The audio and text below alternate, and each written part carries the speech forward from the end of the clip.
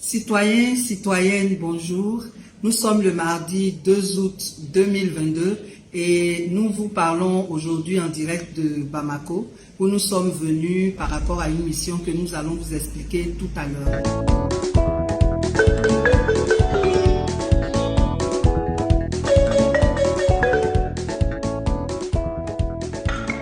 Bon paix, tcha tcha tcha. Et où les vis-à-vis? Mon cher, la maman. Bonsoir les amis. Bonjour, bon après-midi, dépendamment de votre position, les amis. Venons s'affairer un peu. En tout cas, venons s'affairer. Venez, on va s'affairer. Est-ce que vous savez que... Vous-même, vous savez que notre soeur Picheri Balé est au Mali, non? Voilà, il avait posté la dernière fois pour dire que notre soeur est bien arrivée au Mali, tout. Bref, elle nous donne maintenant plus de détails. Voilà, elle va nous expliquer pourquoi elle est là-bas. Parce qu'on se demande, mais aïe, notre soeur est là-bas, elle nous a pas dit qu'elle partait là-bas, et puis un coup, tout à coup, soudain, brusquement, bim! Elle met une photo qu'elle a à l'aéroport des choses Mali, on s'est dit, aïe! Oui, ça, ce sont des tactiques maintenant, ça dit qu'on ne parle pas trop, on agit. Bref, notre soeur va nous expliquer dans cette vidéo ce qu'elle fait au Mali. Voilà, sans plus tarder, je n'ai pas trop bavardé. Écoutez, Picheri Edith Balé. À tout à l'heure. Bye bye. Je suis au Mali. Je suis au Mali parce que j'ai été invitée par la société civile malienne à venir m'imprégner un peu de la situation ici. La question ivoiro-malienne est tellement sensible qu'il serait bien de ne pas se prononcer sur cette situation sans avoir en main tous les faits, sans avoir toutes les informations. Donc ça, c'est le premier objectif de ma mission ici. Venir au Mali, rencontrer les Maliens, parler avec les Maliens. Parce que quand il y a eu la crise ivoirienne, nous avons constaté beaucoup de désinformation dans les médias et sur les réseaux. Donc, par peur de nous tromper, par souci d'impartialité, il était nécessaire qu'on vienne au Mali. La deuxième chose, c'est de voir aussi la situation des Ivoiriens au Mali.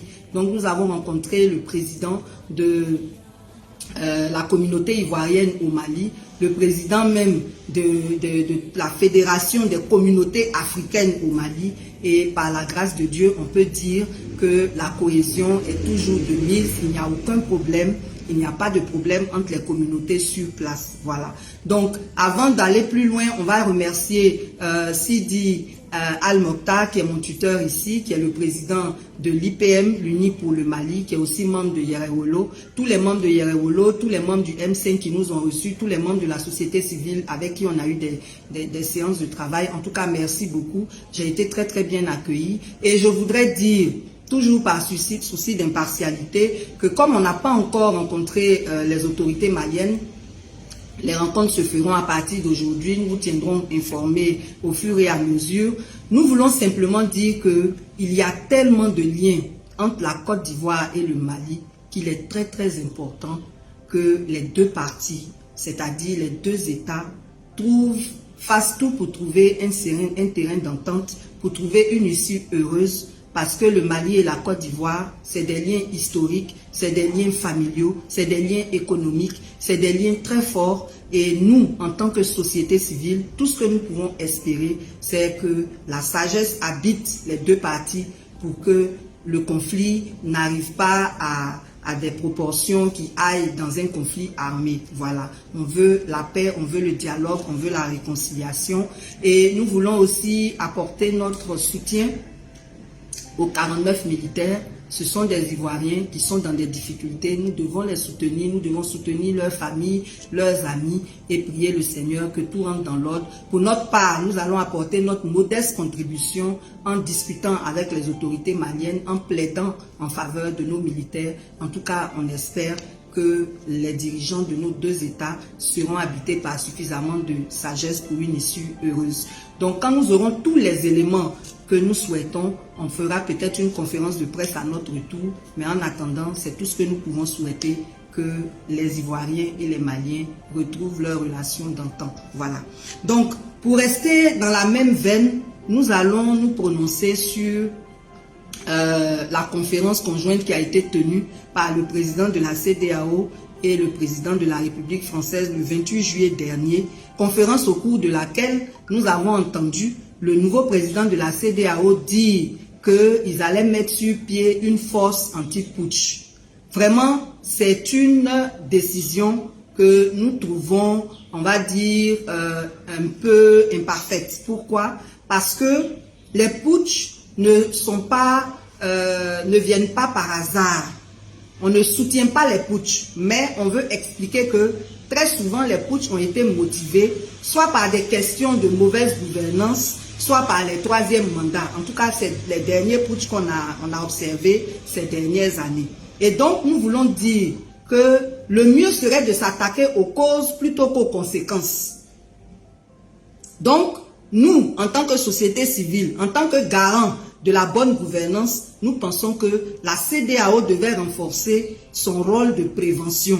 Voilà, pour créer une commission qui lutte réellement contre la mauvaise gouvernance, contre les troisièmes mandats, afin d'éviter que les gens soient animés par des volontés de faire des putschs. Parce qu'en général, c'est quand il n'y a plus de dialogue, quand il n'y a plus de solution entre les gouvernants et le peuple qu'on assiste à ce genre de choses. Donc, créer une force anti-putsch serait envenimer, à notre avis, les conflits armés.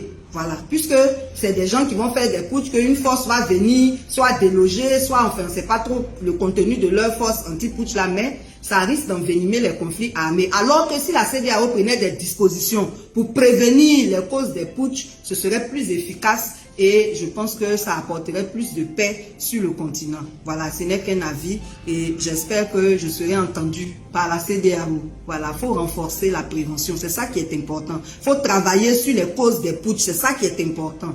Voilà, merci beaucoup. Donc,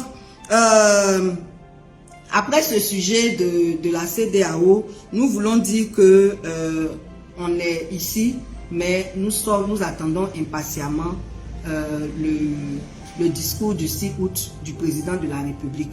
On en a déjà parlé, mais la répétition étant pédagogique, nous voulons revenir sur le fait que le 6 août, on attend des décisions fortes du président Alassane Ouattara sur la libération des prisonniers politiques, sur les conditions de retour des exilés, dont les plus célèbres sont le ministre Charles Blé Goudé qui a obtenu son passeport mais qui n'est pas encore entré, et le président Soro Guillaume qui a été condamné par contumace et dont on a besoin pour la réconciliation.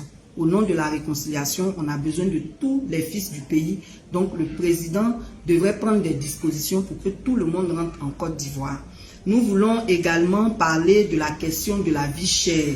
Voilà, la vie chère est un problème en Côte d'Ivoire. Les mesures qui ont été prises par le gouvernement ne s'appliquent pas sur le terrain et aucune disposition n'est prise pour que le contrôle soit effectif, pour que l'application soit effective. Donc nous pensons que au-delà de l'inflation mondiale, il y a des décisions que l'État peut prendre pour faciliter la vie des populations, pour protéger le pouvoir d'achat des populations en sévissant contre le racket, en créant des centrales d'achat régionales pour rapprocher les produits importés des commerçants et des populations de l'intérieur du pays, en prenant une décision de réduire le péage de l'autoroute d'Abidjan-Bassam pour tout le monde, pas seulement pour les riverains. Sinon, on va demander à tous les Ivoiriens d'aller s'inscrire là où les riverains doivent s'inscrire. Et de toutes les façons, ce n'est pas une décision équitable. Le péage, il est là pour tout le monde. Il faut qu'on le réduise pour tout le monde à 250 francs pour les particuliers, à 500 francs pour les transporteurs. Cela dit, nous attendons le discours du 6 août et donc le 8, nous allons faire une conférence de presse pour analyser ce discours et donner la suite à tenir par rapport au combat que nous menons pour les populations ivoiriennes. Avant de terminer, nous allons vraiment souhaiter toutes nos condoléances aux familles des personnes qui ont été accidentées hier. Il y a eu jusqu'à 30 morts, vraiment c'est trop. Nous voulons vraiment interpeller les conducteurs sur les routes. Il faut être prudent, il faut respecter le code de la route. Il faut aussi que on fasse aussi en sorte de mieux aussi entretenir nos routes parce qu'il y a certaines routes qui sont dégradées. En tout cas, Yako à toutes les familles des victimes. Yako aussi à tous ceux qui sont parents et amis des 49 militaires. Demeurons en prière pour une issue heureuse de ce conflit. Merci beaucoup. Excellente semaine à tous et puis à mardi prochain. Et oui, à mardi prochain les amis, à tout à l'heure. Bye bye.